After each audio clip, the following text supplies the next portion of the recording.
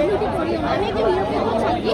কিন্তু আমার কথা হচ্ছে এই ভুলে গেছেন যে ফিজিক্সের যদি 12,000 স্টুডেন্টরা মানে পরীক্ষা অংশগ্রহণ করতে না পারে, তাহলে তারা এই এইচএসসি পরীক্ষার পরে বিভিন্ন জায়গায় কীভাবে এগিয়ে হবে। আমি ধরো পার্সোনাল কমেন্টে বলবো না, তিনি একজন শিক্ষামন্ত্রী, তিনি আমাদের কি বলে ফার্মে মুরগি বলে থাকে, হ্যাঁ আমরা ফার্মে মুরগি। এখন বৃষ্টির ফোটে যদি আমাদের জ্বর এসে পড়ে, ঠান্ডা হয়ে যায়, নিউমোনিয়া হয়ে যায়, অনেকে ওইখানে ভিজে যায়, সেটা তো আমাদের হাতে কিছু করার নেই, বিকজ আমরা তো জেনে শুনে অসুস্থ হই। আগামীকালকে আপনাদের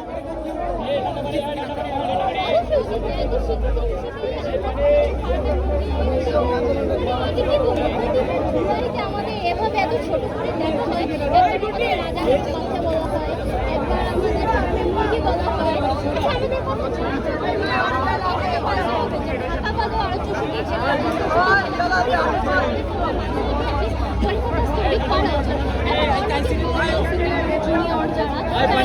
যে আমরা হয়তো পরীক্ষা পারি না, যাচ্ছি, বাট এটা যদি স্থগিত করতে হয়, এটা কোনো রিজনই নেই, কারণ আমরা তো অটোপাস চাচ্ছি না, আমরা 6 দিনের জন্য স্থগিত চাচ্ছি।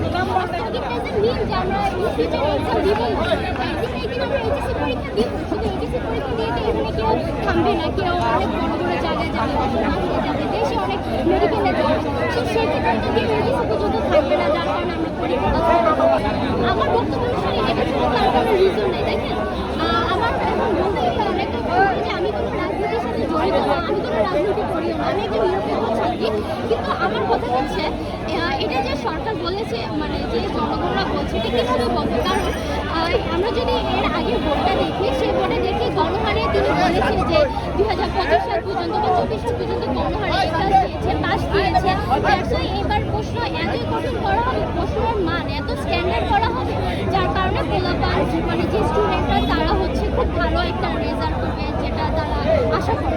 কিন্তু কথা হচ্ছে তারা যদি এতই পরীক্ষার মধ্যে চিন্তা করতো, এতই কোশ্চেনের উপর স্ট্যান্ডার্ড করে চিন্তা করতো, তাহলে